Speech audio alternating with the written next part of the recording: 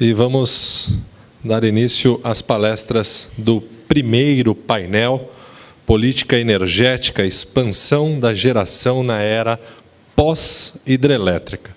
Recebendo aqui o sócio da Bain Company, em Londres, Julian Critchlow. Julian Critchlow é sócio da Bain no escritório de Londres e líder global de Utilities e Alternative Energy. Ingressou na Bain em 1987 e trabalhou nos escritórios de Londres e São Francisco. Critchlow tem mais de 25 anos de experiência em consultoria e trabalha para clientes globais, particularmente em utilities, setores de engenharia, tecnologia e telecomunicações. Critchlow obteve seu MBA pela Wharton School da Universidade da Pensilvânia. No final da palestra, nós teremos um espaço para perguntas e respostas. Desde já, nossas recepcionistas estarão à disposição para receber as fichas nas quais devem ser anotadas as perguntas. As fichas se encontram nessas pastas que os senhores receberam na recepção ou nas mãos das nossas recepcionistas aqui também. Agora, convidamos ao palco o senhor Julian Critchlow.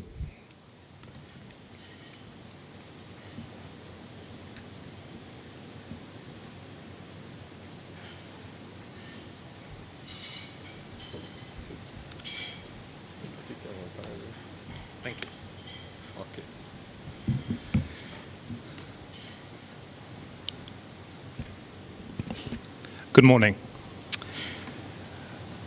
What I hope to do is to build on the introduction and talk a little bit about the global context of the energy transition. And this, we want to bring some perspectives from what's happened in the rest of the world, in the developed world particular, where the transition has had a very significant impact, and maybe draw some of the conclusions for the faster growth markets like Brazil. The material I'm going to present is based on the work that Bain & Company has done with the World Economic Forum over about the last year and a half, looking at the energy transition. We have a steering committee involved, a large number of the global utilities and also a large number of the technology providers. We've also spent a lot of time with policymakers and regulators to try to understand the challenges of helping the transition to a decarbonized world. I'm going to talk a lot about the European Union, not just because being a Brit, it's my home, but also because the European Union has gone earlier and faster in deploying non-hydro renewables. So the European Union, if you see on this slide, has driven very hard, faster than the rest of the OECD and countries such as the United States, Japan or Brazil. So the European Union offers some interesting lessons about the challenges that we see in making the transition that the introduction referred to. Europe set itself some ambitious targets to hit its Kyoto targets, 2020, 20% reduction in greenhouse gases, 20% renewables, and 20% energy efficiency and consumption reduction. We're not doing bad on the first of those, aided a little bit by the financial crisis and the recession, which decreased emissions. We also aren't doing that bad on the second of those. The third, we're probably going to miss a little bit. We're at 16 to 17%, but in general, you would say the energy transition is going well. We're hitting our targets, yes. But we're only about a third of the way through. If you look at the projections for the OECD, we have spent around 3 trillion and still have around 8 to spend. And what we've done in the last 5 or 6 years is to do a huge step up of investment. We've gone from around $190 billion per annum to 290. And we have to hold that level right the way through to 2040 to complete the transition. So the level of investment we've seen in the last 6-7 years is the level of investment we need to see on a continuing basis. And that's in transmission and distribution assets to connect the new renewables. It's in nuclear replacement, but it's also in fossil fuels.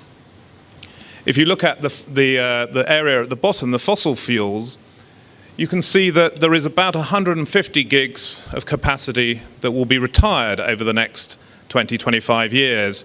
And that will require 100 gigs of new capacity to be able to provide system security and adequacy. So it's not just a transition in renewables, it's an investment in all elements of the electricity value chain. But as we've added capacity, what we've seen in the OECD is a significant addition of capacity. Each of these graphs shows what's happened to demand in the blue, and the capacity in the red, derated, taking account of load factors.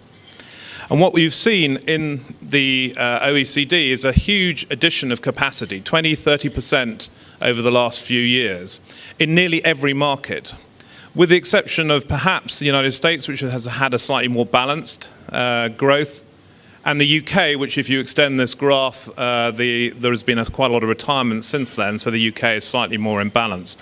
But in general, across Europe, certainly you've had a very significant addition of capacity. And the consequence of that addition is you see very depressed thermal load factors. So where the system was relatively balanced before the transition started, with adding all of that extra capacity, you see the thermal load factors coming down by maybe 20 or 30% in each of the markets. So the most extreme being in the southern Europe and Italy and Spain, but even in somewhere like the UK, France and Germany, you've also seen very depressed load factors. And with that, all that capacity still existing in the market and reduced demand for it, the margins on that capacity have also fallen substantially. So what you're seeing in the thermal generation is very little profit for the incumbent utilities. The consequence of that has been quite dramatic. Oh, sorry, the final element of the story is with a significant increase in the distributed generation in solar, you're seeing the traditional load curve burrowed out in this duck, as it's been referred to, picture, where distributed solar is taking out the center of the day and leading to negative margins in many markets like Germany during the center of the day.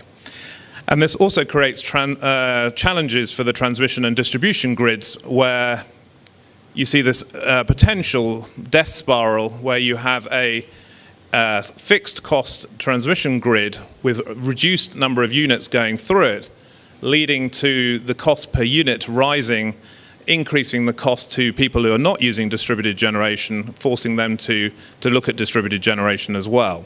And that, without being resolved through the regulatory formula, obviously can lead to a situation where in some parts of the world you now have no net flow of units, but you do still have to have the grid as backup for the time when the solar is not producing.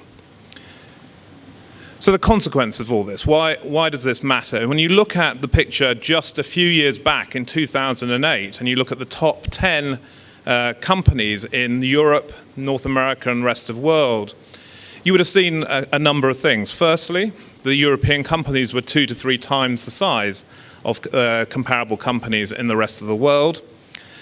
And if you roll that picture forward, just those 6 years, that blue block has essentially decreased by 50%.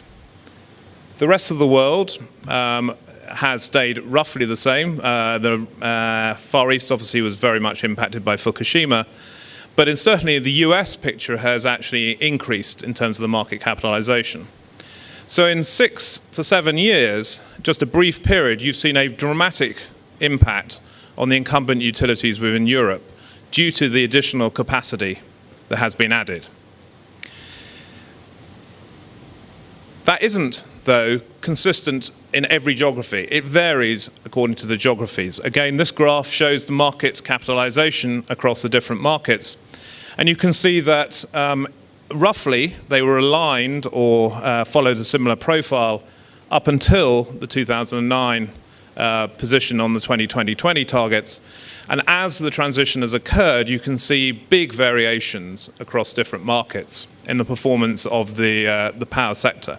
And this matters if you are only a third of the way through the transition, you still have 8 trillion to invest.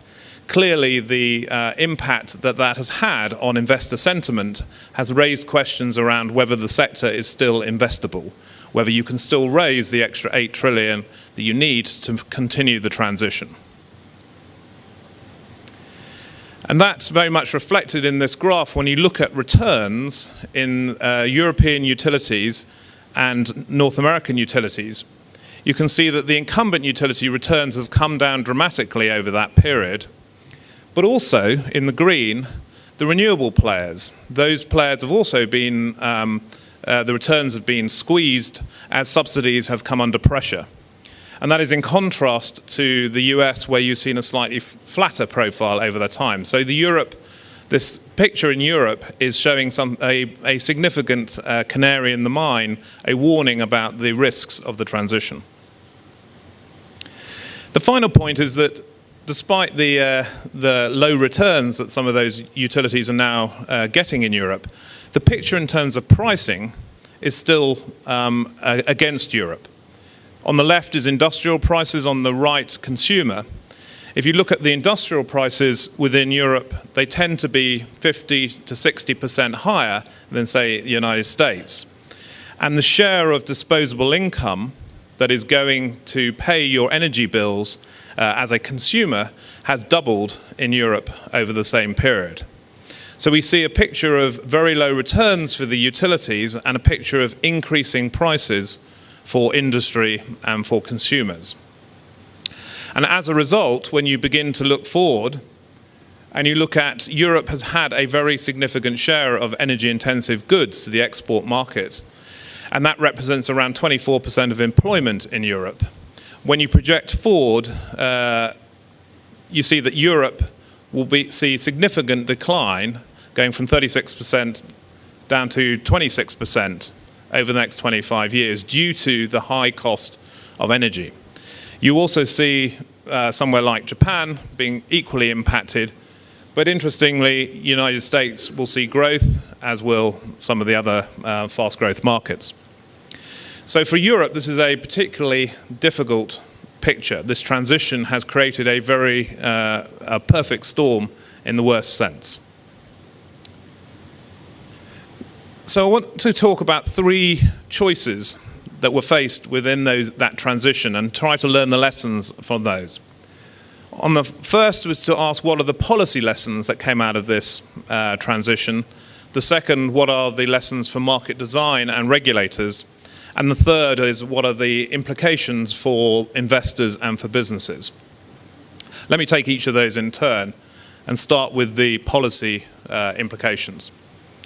If we roll back and have a little look at what actually happened in Europe, the first question that asks is what was the public support for renewables? And if you go out and you ask the public across most OECD countries, you actually, they will say 90% of them will say, yes, we would like renewable power. There's a very strong support. When you ask a second question, which is how much would you pay? On average, they would pay 1.5%, 2% extra. And this is clearly a problem when the actual cost of the transition is going to be closer to 10 to 20%. So there's a huge gap between voters' enthusiasm for the transition and their willingness to pay. And this gap is creating a lot of political instability when the costs begin to mount up and the consumer begins to realize what the cost of the transition is. And let's look at that cost and look at the policy situation within Europe. This picture, these 2 pictures, represent the solar and the wind resources within Europe. Pointing out the obvious for somebody who comes from the UK does not have much sun. I go on holiday to get my suntan down in the south into Spain or France.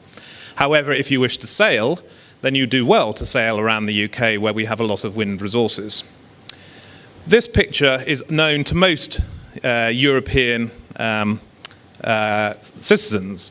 However, when you look at what we actually did within Europe in our renewable resources, we deployed the solar resources in the north, where there is no sun, and the wind resources in the south, where there is less wind.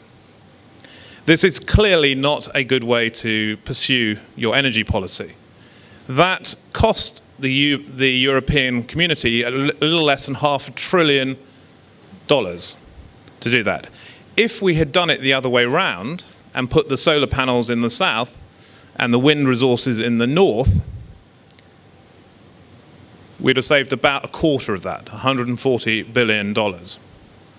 So this is a very high-cost pathway for Europe to get to its objectives. If you accept the objectives were the right ones in 2020, we could have got there with a lot less investment. What was it about the design of the market that actually encouraged that picture?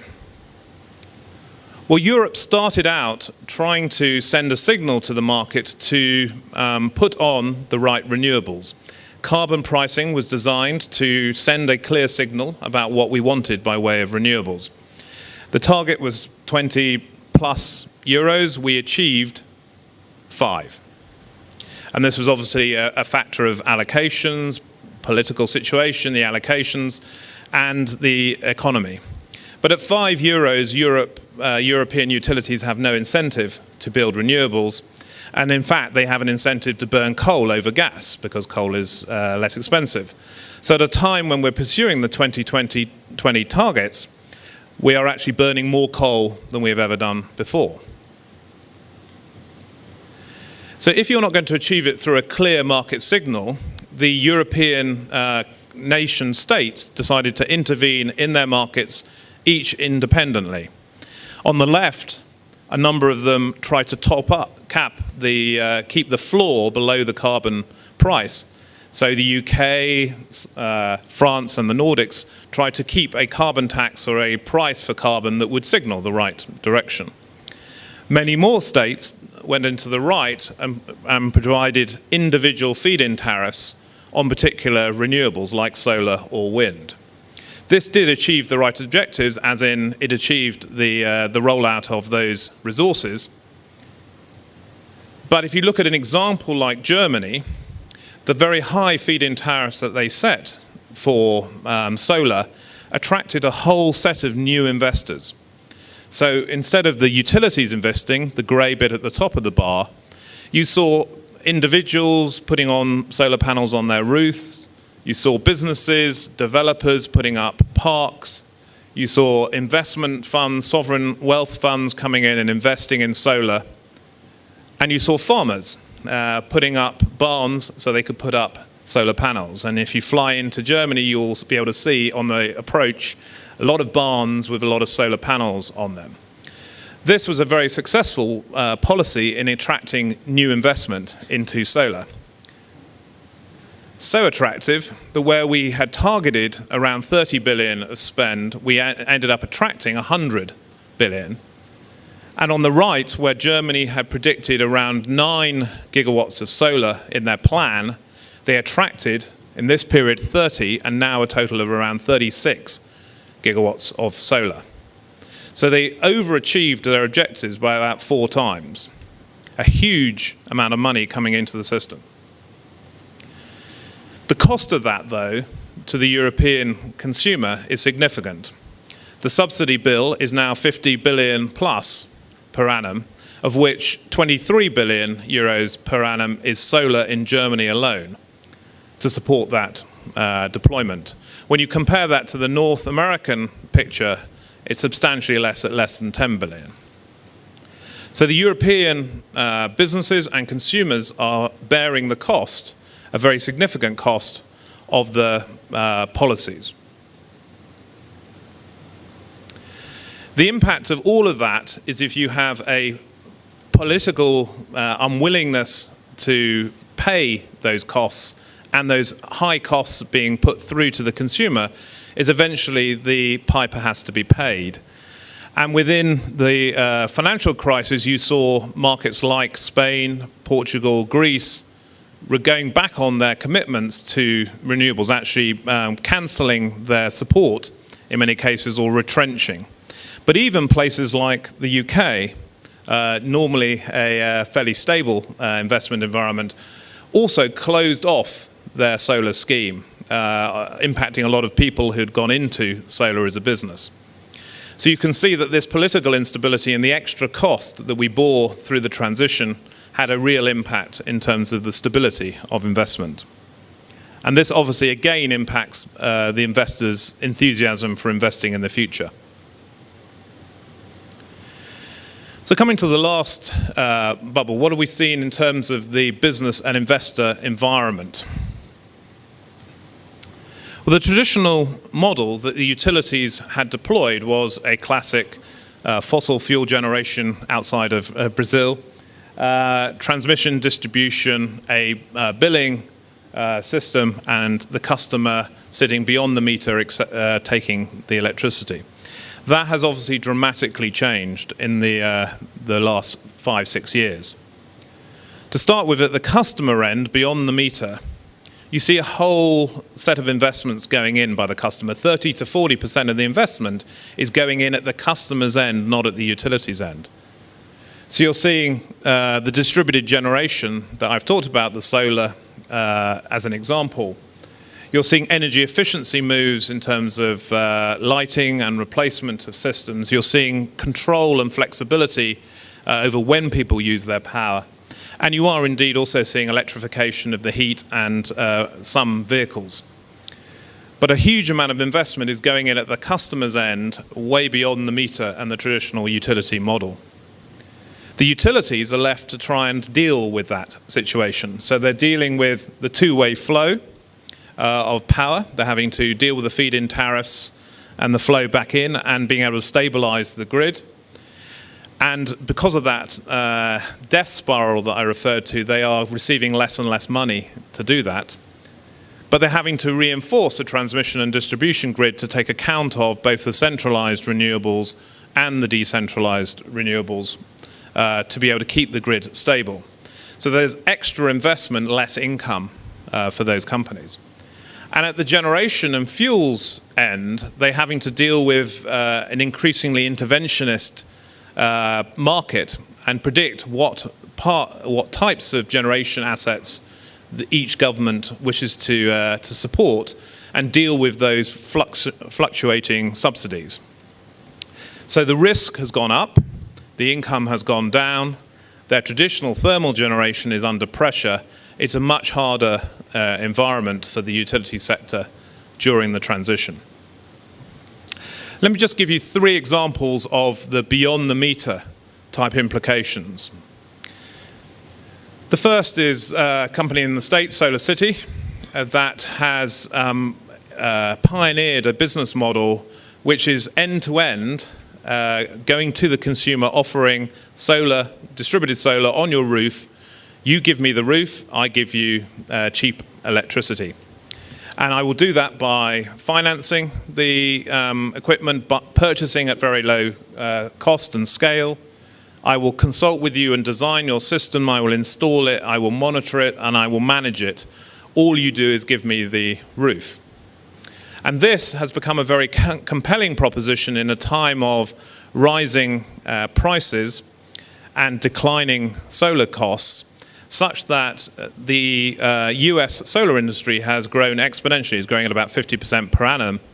And Solar City put on 0.5 gig of capacity alone last year and will probably put on 1 gig this year in the United States. So they are a very significant part of this revolution that has occurred completely beyond the utility model. And when you have this complete end-to-end package, you'll see this perfect storm, this ability for suddenly the people to move very quickly to distributed generation. The second business change is around the control. There are companies like Nest that was sold to Google for over $3 billion, which have with a taken a traditional thermostat and made it into a much more attractive kind of iPhone, iPod world of the thermostat, but that allows the consumer to have more control through their thermostat of their heating profile. But it also allows Nest to offer various services. They can offer a demand-side management service where they can take your air conditioning down at peak times and save you money, and you sign up for it, the Nest rush hour service, and you get a rebate for allowing your system to be turned down. They can also automatically help to manage your profile to be able to reduce it when you're away from home and bring it back up, the air conditioning, when you come home, thereby saving you money when you're not there, but having no impact on your comfort level. And they are seeing very dramatic savings as a result of that. So again, this is a company that goes direct to the consumer in many cases, and it impacts the demand on the grid, again reducing the demand. Similar companies, Opower, Centrica just bought a company called Hive. Lots of examples of giving more control to the consumer over their usage. And the third example is, with all this capital going in at the beyond the meter at the consumer's end, you see a lot of energy services businesses beginning to emerge. So these are examples, two examples I picked, Dalkia and Cofferley, started by EDF and Veolia, recently split, and GDF Suez now Energy. And these businesses take ownership of heating and cooling networks, maintain them, install them, improve them, and are already significant standalone businesses, between 9 and 15 billion euro businesses, under the brand and cannibalizing the utility parents that started them. So the lessons that we take from looking at the OECD markets and this early transition from Europe and comparing it to somewhere like North America are in these three areas.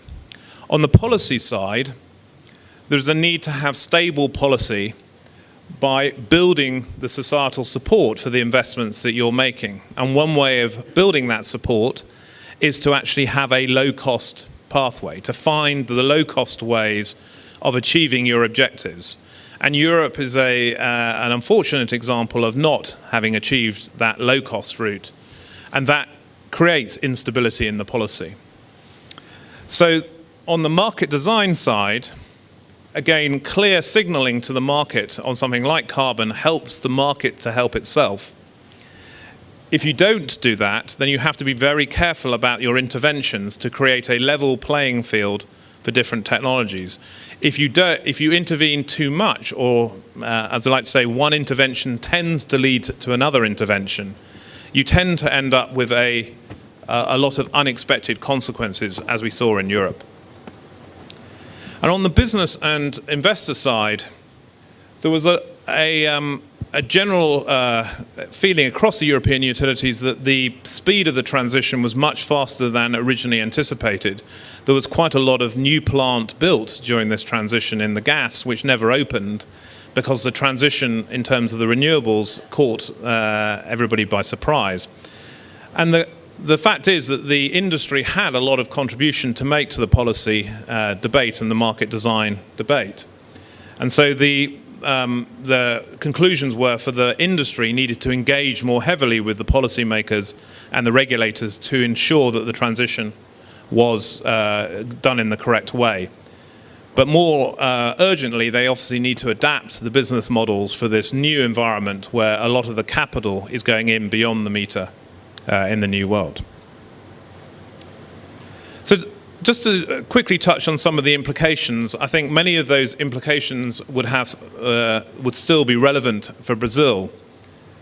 But when you look at a lot of the developing markets, which we are doing this year, you obviously see a phenomenon where, as the market develops, the GDP per capita grows, you get a lot more consumption. And so you get this double effect of fast growth markets having even faster growth electricity systems, and the unique challenges that brings. And so as you look at projections going forward, you would see that the projections on average, not any particular year, but on average the GDP projections would be much higher in the non-OECD, and the growth, therefore, in the electricity systems would also be much higher than in the OECD. And as a consequence, the levels of investment are also going to have to significantly increase, not just to manage the transition, but to be able to provide the access to the electricity. So huge uplift in the amount of investment, perhaps doubling over the next 25, 30 years of the investment levels. And that in itself raises a whole new set of questions.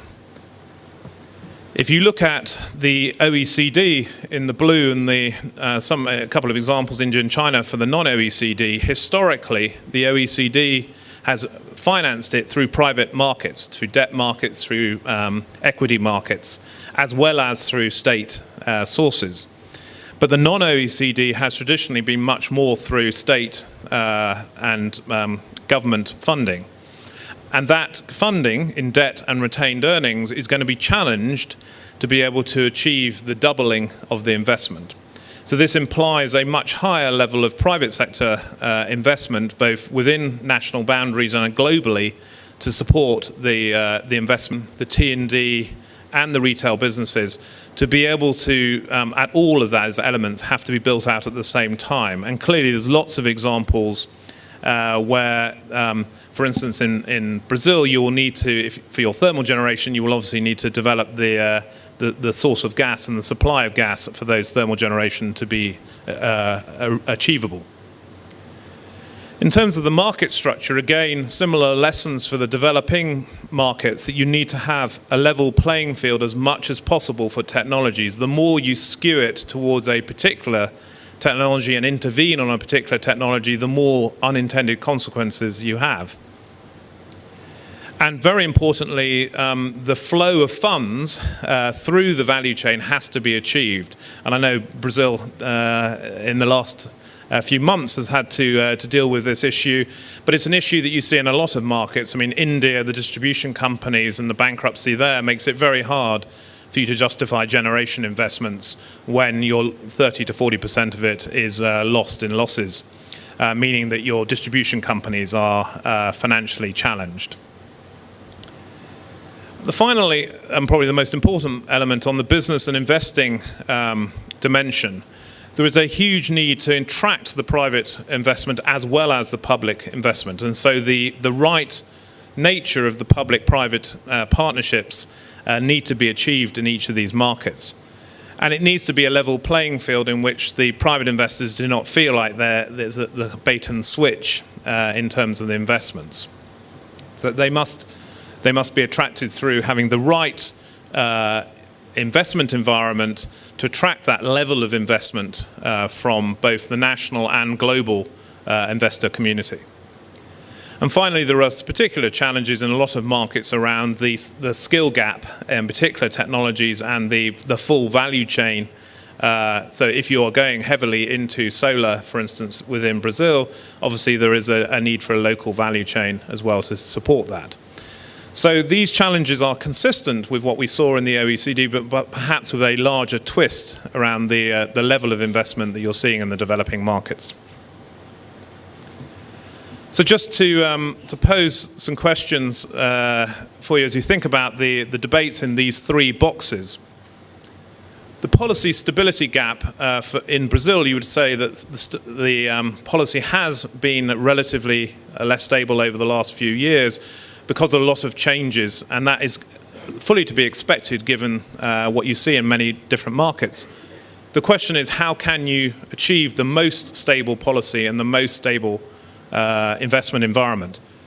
Can you improve the affordability of the system, keep the cost down to make sure that society continues to support the investments? Can you have the right framework to encourage the mix that was talked about in the introduction around the generation mix?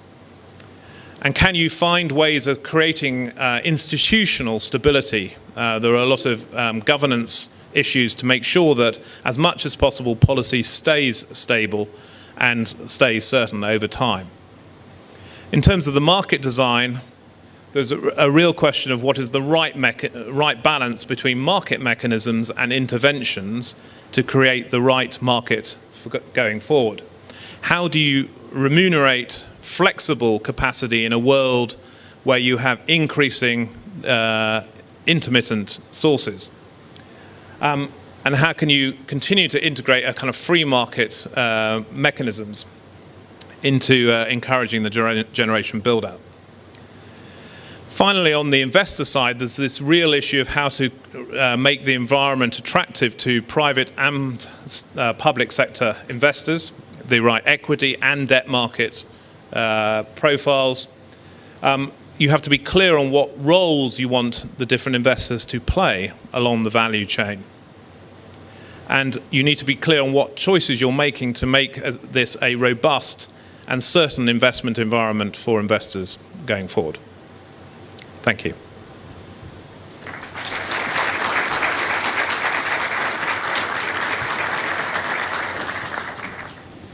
Nós agradecemos a apresentação do Sr. Critchlow. Neste momento, o Sr. Critchlow irá responder e também comentar algumas questões colocadas por ele. Convidamos aqui o Sr. Alexandre para fazer as perguntas, enfim.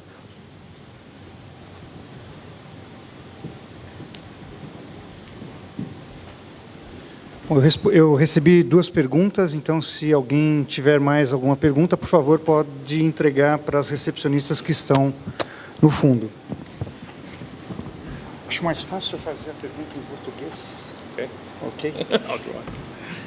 Para não assassinar.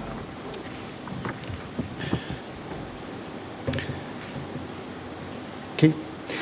Se o senhor pudesse escolher apenas uma lição global que pudesse ser aplicada ao Brasil, qual seria essa lição? Sorry, could you repeat?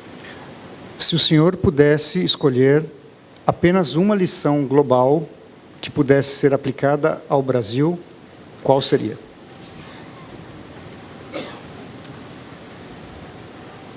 I think one of the most important lessons is this issue of policy. That if you have good policy, low-cost policy, and you choose the right low-cost routes, then that gives you the best probability of reaching your objectives. If you choose if you allow particular technologies to lobby and end up with specific interventions, then you end up with a very complex and high-cost system. And clearly, Brazil has a set of natural resources which should position you very well in the global economy and support your economic growth. Having said that, as you currently look at, and we look at the projections that I showed in terms of the prices, Brazil has been going in the opposite direction, in a direction of relatively higher cost, and that will imply a very challenging situation for Brazilian business. So I think it's going to be very important to find the right low-cost pathways for Brazil to achieve its energy policy objectives. Outra pergunta, o senhor sente uma diminuição do humor, apetite de investidores em nível global quando se pensa em renováveis? O Brasil deve apostar em solar e eólica? I think the appetite of investors for renewables has declined, where the returns in markets like the OECD have declined. But at the same time, the costs are coming down very fast. The projections are that the renewable deployment in the non-OECD will be 3 times the deployment in the OECD. And so that will continue to drive costs down, which means in many cases those renewables become cost-effective without subsidy. If you go to India now, you will be able to put in solar panels and replace a diesel generator without a subsidy because the economics justify a solar panel versus a diesel generator. And so whether Brazil should deploy solar, Brazil has good solar resources. And so as the solar costs continue to come down, I suspect it will be an economic source for Brazil. The question will be making sure that you deploy it in the right areas where the best resources are, and also trying not to put too many costs on the supply chain to ensure that you can access the full global experience curves for the solar. Uma pergunta do Sr. Christoph. I think it's not necessary you're from the University of Stuttgart. What do you think is the best strategy to deal with the intermittence of renewable sources? How to backup solar and wind energy? How to backup solar and wind energy? Yeah, the supporting of the intermittent generation is clearly a difficult issue during the transition. Today, you would say that backup sources like a gas peaker are the most cost-effective with a grid to back up solar and wind resources.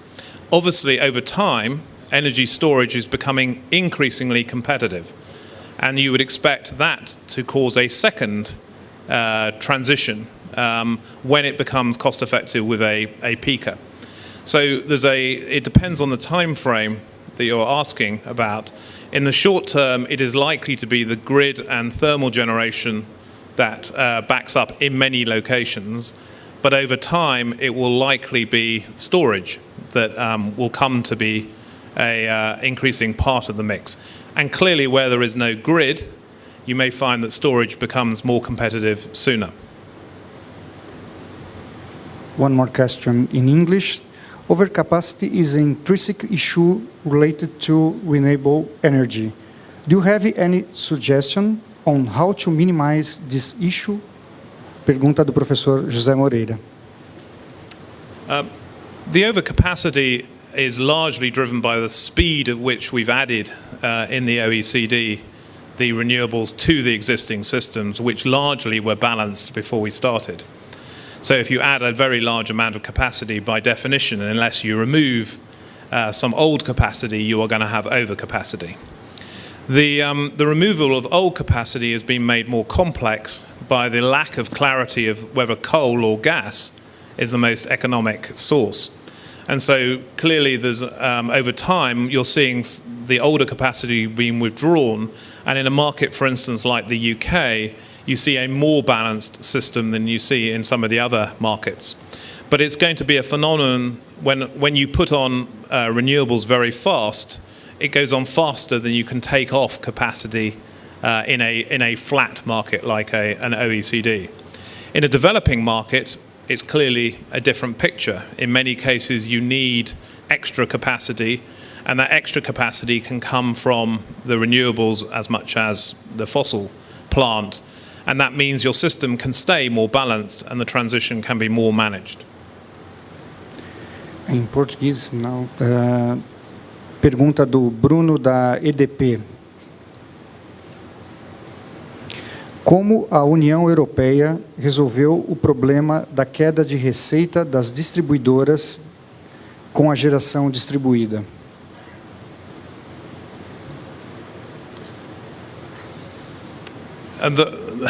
Complicated question.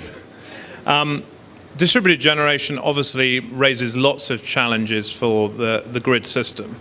The first is the net metering that I described, that you can't have the grid acting as your backup for distributed generation but not being paid for by consumers. And you need to evolve the grid charging mechanism to ensure that the grid and the thermal generation that provides backup does get correctly paid for, remunerated, as you grow your distributed generation.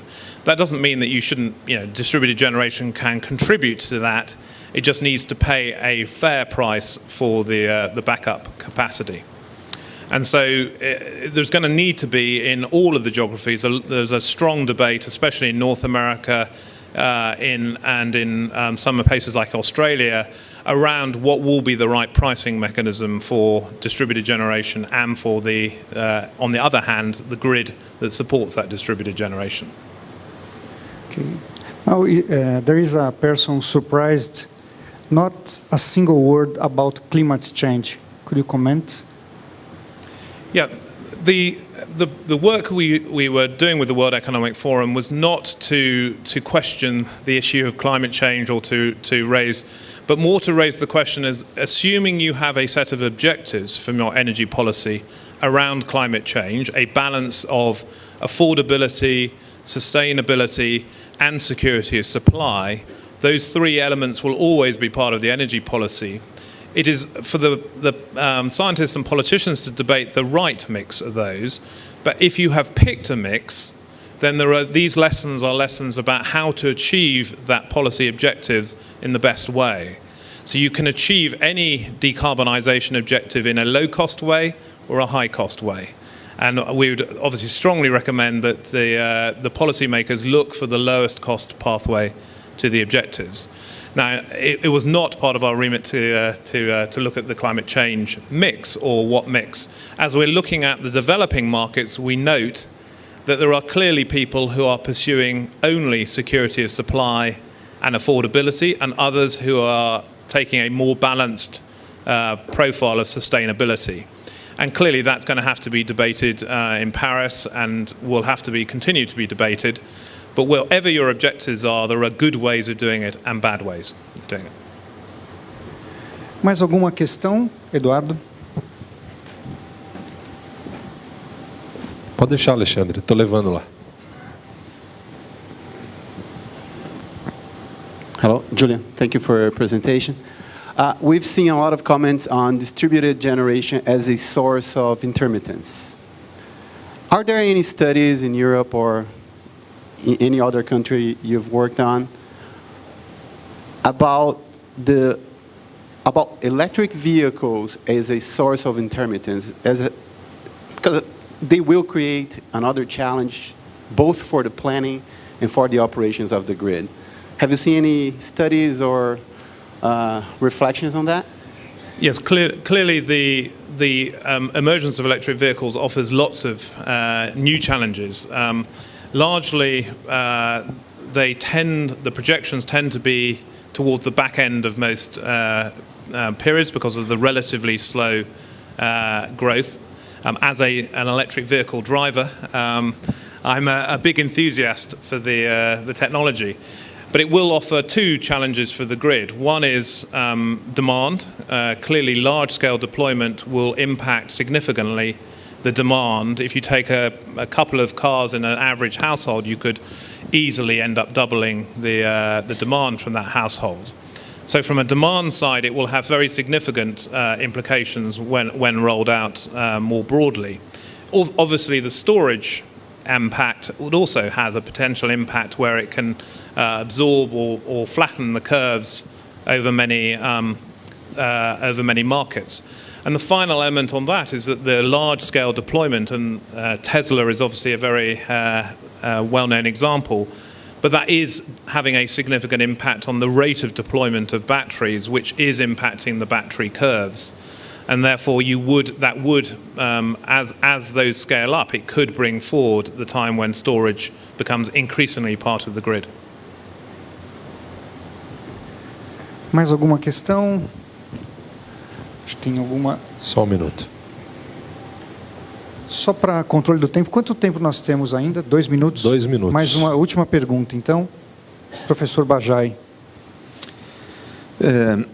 I would like to know if the European Commission is actually trying to coordinate this process of trying to cut down the cost of new renewable energy sources in the member countries of the community of the Union without endangering significantly the target of CO2 reduction in these countries. So the question is a concentrated effort of the European Commission with this issue, or that's just a problem left for each member country? To ask a Brit a question about the European Union is always dangerous. We presented the analysis that I've shown you to the Maros Sefcovic from the European Commission at Davos. So he was involved in the meeting with the utility CEOs on the discussion. And it was, it was heartening to see that he very much took to heart the messages, that we need to have a more integrated policy. We need to be thinking more across Europe and how we get the best solution for Europe, not just the best for Germany or for England or for Scotland. We have to have a broader, and interconnection is a large part of that. On the message around carbon pricing, again, there was a general acceptance that carbon pricing is clearly not in the place it needs to be, and again driving that towards the direction it was originally intended to be. So on the face of it, I would say the messages are clearly heard and clearly received. On the other hand, I would say that the pace of movement is perhaps too slow still. And the targets they have for carbon pricing is are small and incremental, when really the situation has been very dramatic over the last 6-7 years. So I would say direction, yes, is good. Pace of travel, perhaps too slow. But then I am British. Uma pergunta no fundo, e com ela nós encerramos a apresentação do Julian. Onde é? Levanta a mão, por favor.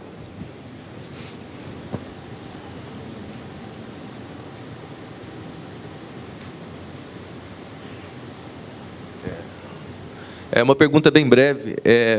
O desenvolvimento... Só um instantinho para que o Julian... Ok. É uma pergunta bem breve.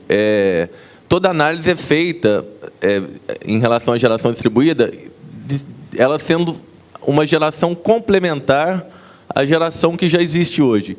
A partir do momento que você tem o desenvolvimento e o barateamento de baterias e você deixa de depender desse backup, isso não significaria um tiro de misericórdia na distribuidora, nas distribuidoras, por exemplo?